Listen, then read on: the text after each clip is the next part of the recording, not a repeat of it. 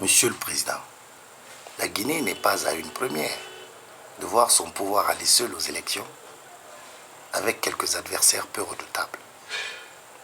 La seule différence, c'est que l'humanité est devenue politiquement active. Ce qui était facile avant ne l'est plus maintenant. Il serait imprudent de chercher à forcer le destin. Le problème de la Guinée, ce n'est ni la constitution, ni l'alternance.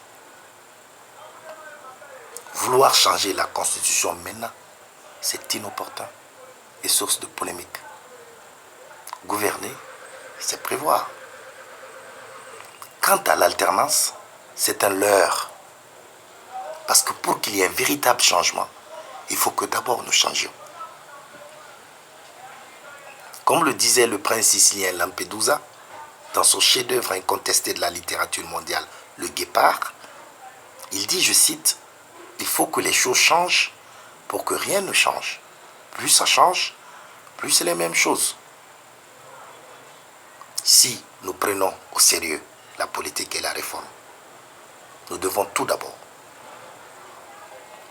soigner ce vécu douloureux qui dure, qui est profondément ancré et qui constitue un obstacle qui nous empêche de mener notre pays comme on l'entend.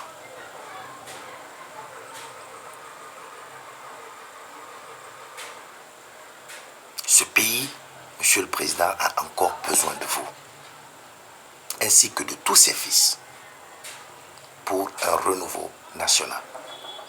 Car nous ressemblons à une équipe qui a en son sein les meilleurs joueurs, les grands joueurs et les bons joueurs. Mais hélas, avec un très mauvais système de jeu. Ce qui du coup fait passer notre équipe pour une mauvaise équipe dans laquelle les joueurs ne se comprendraient pas. Nous sommes cette Guinée qui a inspiré toute l'Afrique à travers les indépendances. Nous pouvons le refaire à travers la délivrance. Pour être une nation forte, il faut être fort de ce qu'on est. George W. Bush dit dans son livre Instant décisif que son verset préféré de la Bible concernant les politiciens est issu de l'Évangile selon Matthieu, chapitre 7, verset 3. Pourquoi vois-tu la paille qui est dans l'œil de ton frère? N'aperçois-tu pas la poutre qui est dans ton œil? Plus loin, George Bush poursuit.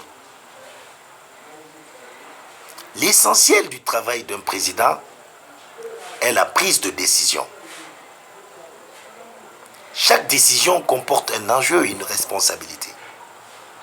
Quelle que soit la décision, elle est plus dangereuse qu'une balle. En tant que président, vous êtes responsable des solutions et responsable des problèmes. Fin de citation.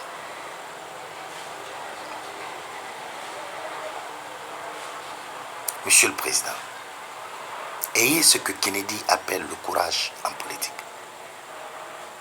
John Fitzgerald Kennedy définit le courage en politique comme une décision prise par un leader sans considération politique et partisane, à travers une vision qui renforce les assises nationales au détriment de celles régionales, quelles que soient les conséquences que cela pourrait entraîner sur sa carrière en tant qu'homme d'État.